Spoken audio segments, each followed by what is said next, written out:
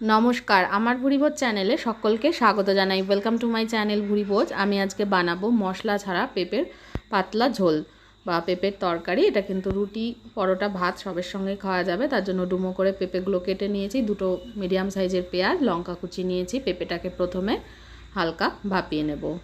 পেঁপের খোসা ছাড়িয়ে পেঁপের যে বীজের অংশটা ওটা কিন্তু চেঁচে ভালো করে পরিষ্কার করে নিয়ে একটু ভাপিয়ে নেব নুন দিয়ে। বীজের অংশটা কিন্তু একটু চেঁচে ফেলে না দিলে পেঁপের তরকারিটা তেতো লাগবে। একটু নুন দিয়ে 5-6 মিনিট মতো ভাপিয়ে নেব। তারপরে কড়াইতে আমি বসিয়ে দিয়েছি সর্ষের তেল। গরম হয়ে গেলে এর মধ্যে কালো জিরে দিয়ে দেবো। কালো জিরে ভাজা হয়ে গেলে পেঁয়াজ কুচোনো আর লঙ্কা কুচিটা একসাথে দিয়ে দেবো।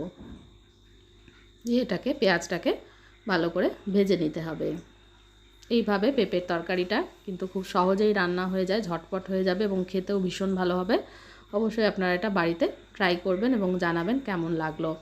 এর মধ্যে আমি পেঁয়াজটা একটু ভাজা হয়ে গেলে এর মধ্যে এবার কেটে রাখা আলুগুলো দিয়ে দিচ্ছি।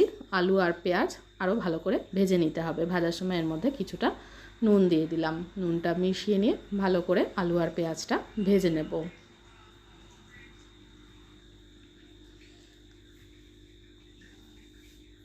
আর এবার এর মধ্যে দিয়ে দেব হলুদ গুঁড়ো।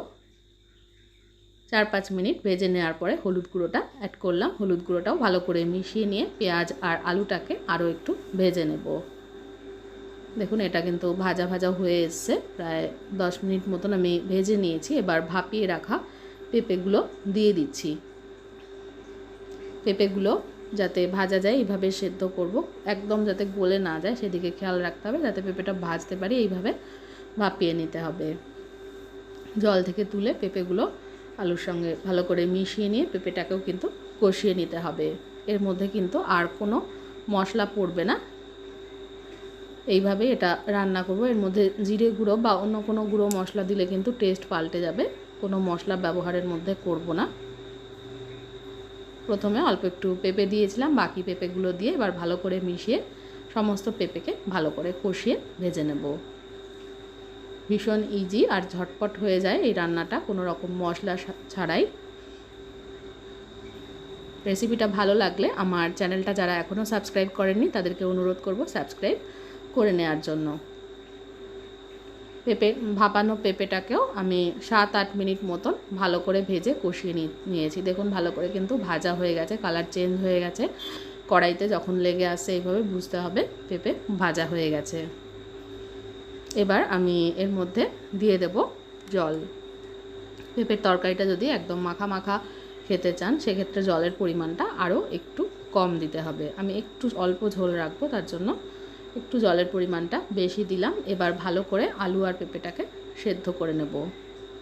পেঁপেটা যেহেতু আগেই ভাপানো আছে, আলু ভালো করে ভেজে নিয়েছি, সেদ্ধ হতে কিন্তু বেশি সময় লাগবে না। এবার এর মধ্যে একটু সামান্য একটু লাস্টে চিনি দিয়ে দিলাম। চিনিটাকে ভালো করে মিশিয়ে নিচ্ছি।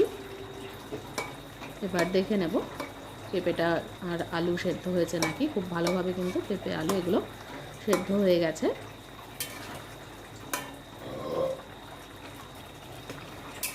এবার 1-1.5 মিনিট মতন ফুটিয়ে নিয়ে এটা নামিয়ে দেবো।